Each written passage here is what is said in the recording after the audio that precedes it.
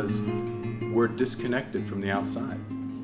There's no real good design out there. There is some out there, but most of what we see for houses, it's not really well designed by designers.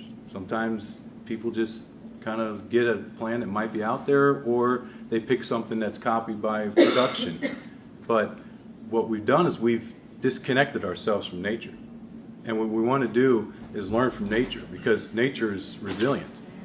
These days, sustainability is not the word that we should all be talking about only. Sustainability certainly is the word, it's an important word, but we should really not be thinking further than that. Resilience and regenerative. Being regenerative and being resilient. So nature's resilient. Leaves fall, trees fall, boom, they come back. Same thing with grass. You cut it, it comes back. We can't find nature. Water will go where it needs to go. It replenishes, it gives life. So nature's resilient, it comes back. So the homes that we want to consider and do and build and support are ones that actually take care of themselves.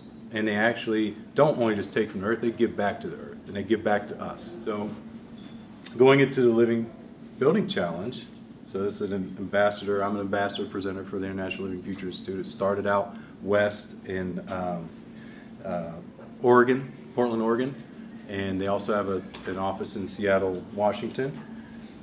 These learning objectives are kind of based on petals, and we're going to talk about the metaphor of the flower, because there are green building certification programs out there. There's LEED, and LEED, Leadership in Energy Environmental Design, it hits on all the important areas we need to consider. We need to consider energy efficiency, water efficiency, indoor air quality we don't always think about. A lot of times our indoor air is 2 to 10 times worse than outside air, and that's an EPA study.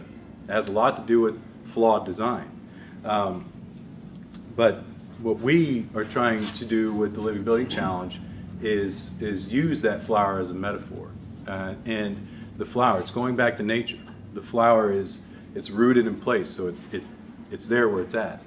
But it lives and it harvests all of its energy and water from the sun and what's out there. And it also is adapted to its climate and the site it's on. So it flourishes. And it operates pollution free. And obviously it's comprised of integrated systems around it, the ecosystem it is. And it's also beautiful. So the challenge, and this challenge is not a joke, it's the most rigorous program out there. There's only 200 plus, probably close to 300 projects out there worldwide that are doing this. And this challenge is a challenge because we're trying to change the industry, move it forward to where it needs to be.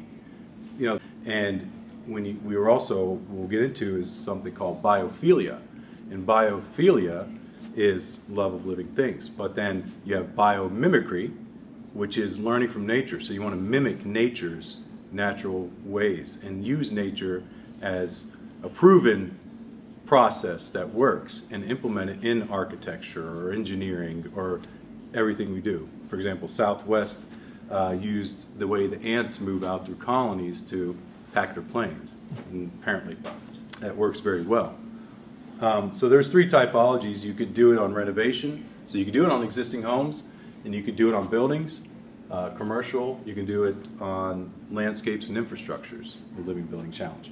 And currently there's one that Bernheim had done in Louisville. They did an edible garden. I don't know if you guys have seen it yet, but they did it with the Living Building Challenge. So going off of the flower, the petals. So you want to consider with each category that we design with and we consider when making a home is the place. Where's it at?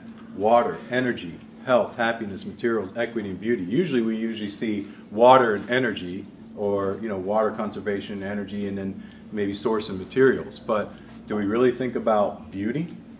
How do you gauge beauty? I mean, that is a factor. Think about beauty for a second.